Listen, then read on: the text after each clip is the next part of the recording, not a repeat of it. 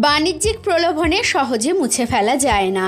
শুভস্মিতাকে পাশে নিয়ে নববর্ষ উদযাপন সৌরভের। কর্পোরেট দুনিয়ায় বাঙালির নববর্ষের ছোঁয়া প্রায় নেই বললেই চলে।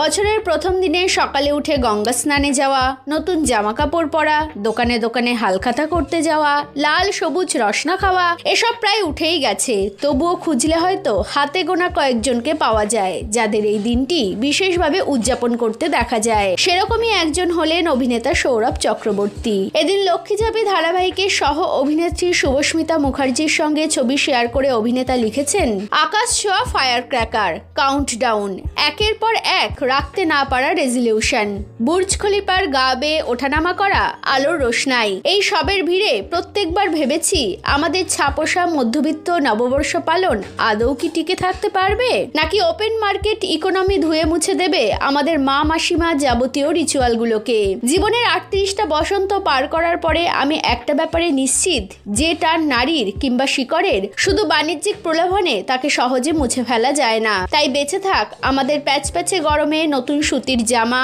রসনা হাতে লাইন দেওয়া সারি সারি দোকান, ঠাকুমার একাদশী দেখার জন্য বড় বড় হরফে লেখা বাংলা ক্যালেন্ডার, কিংবা চড়কের মেলায় বিক্রি হওয়া বুড়ির চুল।